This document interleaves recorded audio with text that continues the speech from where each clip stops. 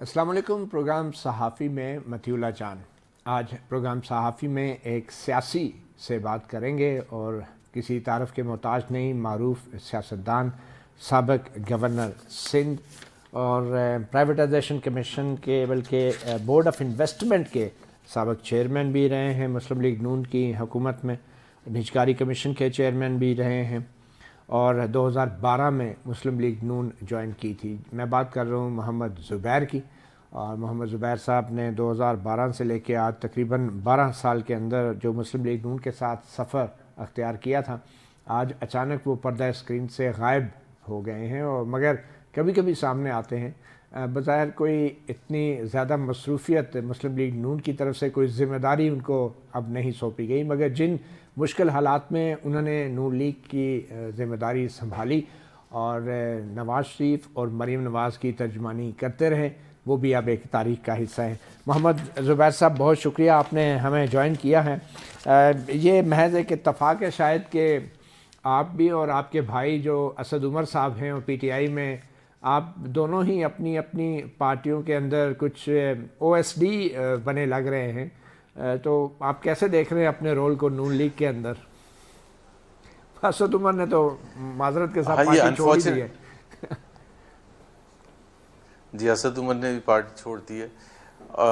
ये unfortunate aspect है। ज़ाहिर है मैं अपने हवाले से तो बात कर सकता हूँ, किसी के हवाले से भी। वैसे पाकिस्तान में हम सब बड़े खुश भी होते हैं कि जी पीटीआई के फलाने ने प्रेस कॉन्फ्रेंस कर दिया और सियासत छोड़ने का, लेकिन हर एक का अपना अपना तरीक़ेकार होता है। कोई ज़्यादा डरता है, कोई नहीं डरता। लेकिन इस पर मेरा ख़्याल है अगर हम इस चीज़ से खुश होते हैं कि कोई ज़्यादा डर गया और उसने सियासत छोड़ दी और वो हमारी मुखालिफ पार्टी में था, तो हम बड़े खुश होते हैं। लेकिन ये पाकिस्तान के हवाले से और पाकिस्तान के फेडरेशन के हवाले से और सियासत के हवाले से कोई अच्छी चीज़ तो है नहीं। बिल्कुल। और इसकी इब्तदा अभी हुई भी नहीं है। आपको पता है 58 में जब मार्शल लॉ लगा था तो अयूब खान साहब ने एप्टो लगा के सियासतदानों को नाअहल कर दिया था। तो उस वक्त भी जो लोग होंगे बहुत से जो उस तरफ होते हैं, तो वो बड़े उन्होंने जश्न मनाए होंगे कि सियासतदानों को नाअहल कर दिया। लेकिन कुछ से वो जो नसरुल्लाह जैसे थे जो दबंग थे, उन्होंने फिर भी सियासत की और मुश्किलात झेली। बिल्कुल यही बात। तो मेरा ख्याल है कि अच्छी बात नहीं। जहाँ तक मेरा ताल्लुक है, मैं कमिटेड रहा हूँ और सबसे अच्छे वक्त में भी। अच्छे वक्त में इसलिए कि मुझे ज़ाहिर है मैं एक नई एंट्रेंट था और मियां नवाज़ शरीफ ने, मरीम नवाज़ ने मुझे बहुत हौसला दिया और 9 महीने हुए थे मुझे पॉलिटिक्स ज्वाइन किए हुए और मुझे काबीना में पोजीशन मिल गई जब जून 2013 में PMLN की हुकूमत आई है और फिर पूरे 5 साल में हुकूमत का हिस्सा रहा। उसके बाद अपना फ़र्ज़ समझ के, जाहिर सी बात है जब मुश्किल वक्त आया, और आपको पता है बहुत ज़्यादा मुश्किल वक्त आया जब इमरान खान की हुकूमत आई है, तो उस वक्त सबसे आगे खड़े होके, सबसे आगे, मेरे से आगे कोई नहीं था, चाहे वो प्रिंट मीडिया था, चाहे वो इलेक्ट्रॉनिक मीडिया था, चाहे जलसे जुलूस थे। मरीम नवाज़ के साथ में उस वक्त स्टार्ट हुआ था जब 4-5 PMLN के लीडरान के अलावा कोई भी जाती उम्रा के 15 किलोमीटर करीब भी नहीं आता था। ये 2019 के शुरू की बात है और फिर हमने निकलना शुरू किया फैसलाबाद। वो ऐसा माहौल था। उससे पहले आपको याद होगा, उससे पहले ही जब नवाज शरीफ साहब पे पनामा केस चल रहा था और शाहिद खकान अब्बासी की हुकूमत थी, फिर आप जो अपने दोस्त जनरल बाजवा से आप मुलाकातें करते रहे हैं और पैगाम रसानी करते रहे हैं, उससे पहले भी बड़े बड़े मुश्किल काम किया आपने। जी, बहुत मुश्किल, बहुत ज़्यादा मुश्किल वक्त था। और उस हवाले से अगर मती देखें कि मैं तो एक तरह से टेक्नोक्रेट था, तो यहाँ तो बहुत से टेक्नोक्रेट आते हैं, वो ब्रीफ केस पकड़ के हफीज़ शेख और डॉक्टर इरशाद हुसैन, मैं किसी के ख़िलाफ़ बात नहीं कर रहा, लेकिन वो जब इस किस्म की सियासत का वक्त आता है कि मुश्किल वक्त आता है पार्टी पर, तो वो फिर उस तरह से आगे, और मैंने चूँकि मैं इतना आगे बढ़ के कर रहा था, तो इसी वजह से 2020 में मुझे जब PDM बन गई थी और उस वक्त जब जारहाना और सख्त सियासत करनी थी, और आपको पता है कि एस्टैब्लिशमेंट के ख़िलाफ़ बयानिया बनाया था मियां नवाज शरीफ ने, तो उस वक्त मुझे अपॉइंट किया था अपना तर्जुमान, अपना और मरीम नवाज़ का। तो इससे ज़्यादा लीथल कॉम्बिनेशन नहीं हो सकता था, क्योंकि आपको वो अपने कंधे का बोझ उठाना था, जो कि ज़्यादातर जो थे हमारे यहाँ जो पार्टी के लोग थे وہ اس بیانیے کو ظاہر ہے مشکل ہوتا تھا, یہ وہی بیانیہ لفظ نا, نکالنا آپ کی بات ان سے بالکل درست مشکل ہے ہوتا تھا. زبیر صاحب, یہ وہی بیانیہ نا ووٹ کو عزت دو کا. مگر پھر اب آپ کو جو پھر پارٹی نے آپ کو جو او ایس ٹی بنا دیا یا سائیڈ لائن کر دیا, اس کی وجہ شاید یہ تھی کہ وہ ووٹ کو عزت دو والا بیانیہ مزید اب پارٹی کا نہیں رہا تھا اور وہ حکمت عملی تبدیل ہو گئی, اس لیے آپ بھی تبدیل ہو گئے اپنی ذمہ داریوں سے. یہ میں آپ کو ایک فیکچول بات بھی بتا دوں کہ میں نے بتایا نا کہ مریم نواز نے جب سیاست کا دوبارہ سے آغاز کیا تھا 2019 میں, تو اس دن سے میں ان کے ساتھ تھا, اور جو آخری پولیٹیکل ایکٹیویٹی تھی before vote of no confidence, March 26 2022 کو لاہور سے اسلام آباد مہنگائی مکاؤ مارچ کرنے ہم نکلے تھے. مریم نواز لیڈ کر رہی تھی, اس میں حمزہ بھی تھے, مریم اورنگزیب بھی تھیں اس کنٹینر میں, میں تھا, دانیال عزیز تھے, مصدق ملک تھے. تو وہ 3-4 دن کے بعد ہم اسلام آباد پہنچے تھے, تو وہ لاسٹ پولیٹیکل ایکٹیویٹی تھی اور اس وقت تک میں ساتھ تھا. لیکن میرے ظاہر سی بات ہے, مجھے اس حد تک تو مجھے ایگری, بٹ مجھے پتا تھا کہ ووٹ آف نو کانفیڈنس کے پیچھے وجوہات کیا ہیں, and I did not agree. اور میرا خیال ہے, اور میں خیال کیا کنونسڈ ہوں کہ میاں نواز شریف بھی نہیں چاہتے تھے کہ اس وقت ہم حکومت لیں, اور اس کے نتائج اب سب کے سامنے ہیں. آپ نے کہا کہ ووٹ آف نو کانفیڈنس کے پیچھے وجوہات, کیا یہ وہی وجوہات ہیں جس کی طرف پی ٹی آئی اور عمران خان اشارہ کرتے رہے ہیں کہ یہ امریکی سازش تھی؟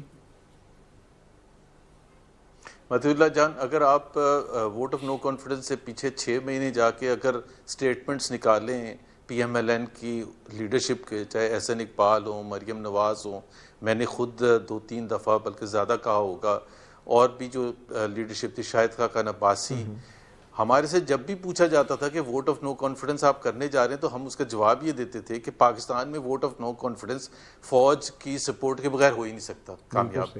یہ بالکل ریکارڈڈ ہے سب کا. تو وہ جب ایک دم سے پتہ چلا کہ ووٹ آف نو کانفیڈنس کرنے جا رہے ہیں, تو پھر ہم اپنی مرضی, یہ کیسے ہوگا کہ جی ہم بغیر ان کی مدد سے کرنے جائیں.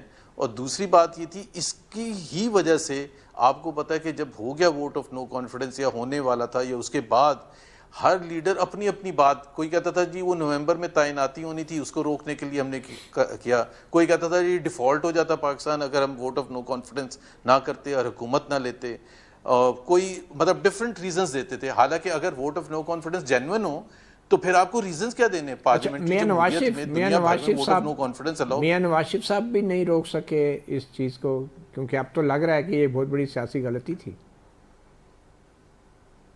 اور Mian Nawaz Sharif was very very clear 100% without any doubt, وہ چاہتے تھے کہ ووٹ آف نو کانفیڈنس ہو اور اسمبلی توڑ دی جائے اور الیکشن میں جایا جائے.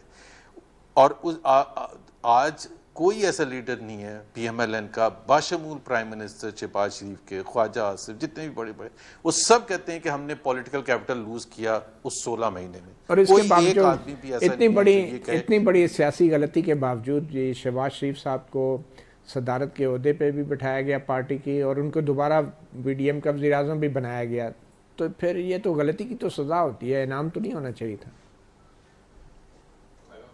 اس کے دوسری آپ اگزامپل لے لیں نا, کیمپین جو ہوئی الیکشن سے پہلے, میاں نواز شریف لیڈ کر رہے تھے اس کیمپین کو, اور باقی لوگ بھی تھے, مریم نواز صاحبہ بھی تھی, جو بات کرتے تھے ہم اپنے پاسٹ کی, وہ 2017-18 میں آ کے رک جاتے تھے. یہی بات, کوئی کسی ایک نے بھی 16 مہینے کا نہیں ذکر کیا, کیونکہ 16 مہینے کی پرفارمنس ایسی تھی کہ جس کا ذکر بھی نہیں کیا جا سکتا تھا, کہ مہنگائی پاکستان کی تاریخ کی سب سے زیادہ, زبیر صاحب یہی تو میرا سوال ہے نا, اتنے بڑے کبھی, اس سب کے باوجود بھی شہباز شریف آج پھر وزیر اعظم ہیں. یہ نواز شریف صاحب کے فیصلوں کی کچھ سمجھ نہیں آ رہی. اگر واقعی وہ سمجھتے تھے کہ شہباز شریف صاحب نے بطور پارٹی صدر ایک غلط ڈیسیژن لیا اور غلط ڈیسیژن دلوایا نواز شریف صاحب سے یا پارٹی سے, تو پھر ان کو آج وہ وزیر اعظم کیوں ہیں؟ اچھا, یہ تو آپ نے دیکھیں نا, بڑے بڑے لیڈرز ہیں پی ایم ایل این کے اس وقت, جن کو زیادہ اندر کی بات بھی پتہ ہے, رانا ثناء اللہ ہیں اور جاوید لطیف ہیں, اور بھی کچھ لوگ ہیں جنہوں نے پبلکلی یہ کہا ہے کہ جی جب الیکشن کے بعد یہی زیادہ تر کی رائے تھی کہ جی آپ حکومت نہ سنبھالیں. نواز شریف صاحب بالکل وزیر اعظم بننے کے لیے آئے تھے, اس میں کوئی شک نہیں ہے, لیکن جو نتائج آئے 8 اور 9 فیبری کے الیکشن میں, اس کے بعد ظاہر سی بات ہے وہ مینڈیٹ ہی نہیں ملا، اور اس میں بھی ایک کنٹروورسی اتنی شدید آج تک ہے کہ جی کتنی سیٹیں اصل میں پی ایم ایل این کو ملی ہیں، بٹ جتنی ڈکلیئر ہوئیں اس میں بھی پی ٹی آئی سب سے آگے تھی جو ڈکلیئر ہوئیں 9 فروری کو، جو بھی فارم 47 کے بیسس پر. تو میاں نواز شریف نے تو ظاہر ہے پیچھے ہٹنا ہی تھا، اور وہ مجھے جتنا میں ان کو جانتا ہوں وہ کبھی بھی اس مینڈیٹ کے ساتھ حکومت لینے کے لیے تیار نہیں تھے. تو آپ بھی اب یہ سوال تو شہباز اٹھا شریف رہے صاحب ہیں نے فارم 45 اور 47 پہ، زبیر صاحب آپ بھی سوال اٹھا رہے ہیں، تو پی ٹی آئی بھی سوال اٹھا رہی ہے. تو آپ کے خیال میں پی ٹی آئی کے اور نون لیگ کے یا نواز شریف صاحب کے خدشات ایک جیسے ہیں اور درست ہیں کہ یہ الیکشن مینیج کیے گئے ہیں، دھاندلی ہوئی ہیں، اور اگر کوئی جیتا ہے تو وہ بھی اسٹیبلشمنٹ کی مدد سے جیتا ہے، اگر ہارا ہے تو اسٹیبلشمنٹ کی وجہ سے ہارا ہے؟ آپ اور پی ٹی آئی یہی کہہ رہے ہیں دونوں؟ دیکھیں میں تو بالکل یہی کہہ رہا ہوں، اور اگر آپ دیکھیں نا روز کوئی نہ کوئی نیا بیان آ جاتا ہے، کوئی نیا سنگین ترین الزام لگ جاتا ہے. کل شاید جاوید لطیف نے 90 کروڑ کی بات کی 5 سیٹیں مینیج کرنے کے لیے. اب آپ خود بتائیں کہ جس ملک میں اس قسم کے سنگین الزامات لگیں، جس ملک میں فارم 45 کچھ اور بتا رہا ہو اور فارم 47 دیکھیں نا، دس از اے کرمنل اوفینس کہ فارم 45 کو چینج کیا گیا ہے. ایک تو اس نے الیکشن کمیشن نے جو اپلوڈ کرنا تھا 15 دن میں وہ کانسٹیٹیوشنل ریکوائرمنٹ تھی، لیکن چونکہ انہوں نے ہیرا پھیری کرنی تھی تو it took them a month to upload. اور پھر اپلوڈ بھی ایسے کیا کہ کسی میں وائٹو لگا ہوا ہے، کسی میں 1 پہلے لگا دیا، کسی میں 1 کو 4 کر دیا گیا، and so on and so تو فورتھ. آپ سمجھتے ہیں کہ نواز وہ تو شریف کی جو اس نواز قسم شریف کے کی زبیر صاحب جو نواز شریف صاحب کی کامیابی ہے وہ بھی مشکوک بنائی گئی یا ہے آپ کے خیال میں، یا دکھائی جا رہی ہے مشکوک؟ دیکھیں نا اگین میں پتہ نہیں آج جاوید لطیف کو میں کوٹ کر رہا ہوں کیونکہ وہ اتنے سینئر آدمی ہیں، سنجیدہ آدمی ہیں، اور بہت کلوز ہیں میاں نواز شریف سے، یہ بھی آپ کو پتہ ہے. انہوں نے ایک دن بتایا کہ انہوں نے کسی کو کہا اسٹیبلشمنٹ کے کسی آدمی کو کہ جی ان کا حلقہ تو کھلوا دیں دوبارہ، تو انہوں نے کہا پھر ہم NA 130 بھی کھولیں گے. نواز شریف تو صاحب اور خود وہ یہ کہہ رہے تھے کہ جی وہ اس کا مطلب ہے وہ بلیک میل کرنا چاہ رہے تھے. بالکل. اور دیکھیں اتنا بڑا لیڈر، دیکھیں میاں نواز شریف بہت بڑے لیڈر ہیں، اور میاں نواز شریف نے 3 دفعہ جو حکومت کی تھی بالکل وہ جیت کے جینوئن جیت کے آئے تھے. 2013 کے الیکشن میں تو میں پہلے اور بعد میں آپ کو پتہ ہے بھرپور انداز میں تو دفاع بھی آپ یہ کرتا کہہ تھا، رہے ہیں کہ اور پھر سپریم کورٹ میں فیصلہ کیا. اب کی بار جو نواز شریف صاحب کو جتایا گیا تو آپ یہ کہہ رہے ہیں کہ نواز شریف صاحب کو انکار کر دینا چاہیے تھا یہ سیٹ لینے سے وہ سعد رفیق صاحب کی طرح؟ سعد رفیق اور رانا ثناء اللہ صاحب کی طرح بالکل. دیکھیں نا وہ ایک چیز ایسی ہے کہ جب ایک اتنا بڑا لیڈر جو ہے وہ ڈسپیوٹڈ الیکشن لیکن کے اتنا بعد، بڑا لیڈر جو اور ہے جبکہ وہ وزیر اعظم خود بننے کے لیے تھے، اتنا بڑا لیڈر انکار کرنے کی ہمت کیوں نہیں رکھ رہا کہ یہ سیٹ میری نہیں ہے اور یہ مشکوک ہے نتائج؟ نہیں دیکھیں لیٹس بی فرینک، ایسے تو کوئی بھی نہیں کہہ سکتا یہ سیٹ میری نہیں ہے. اچھا کیونکہ یہ تو ان کو بھی نہیں پتا. 1,79,000 ووٹس ڈکلیئر ہوئے تھے. اچھا لیکن وہ یہ ضرور میرا خیال ہے اس چیز پر کہ جی جو الزامات لگیں اور سنگین ترین الزامات لگیں، اور فارم 45 جو کہ دیکھیں نا فارم 45 میں آپ کے ناظرین کے لیے صرف ایکسپلین کر دوں.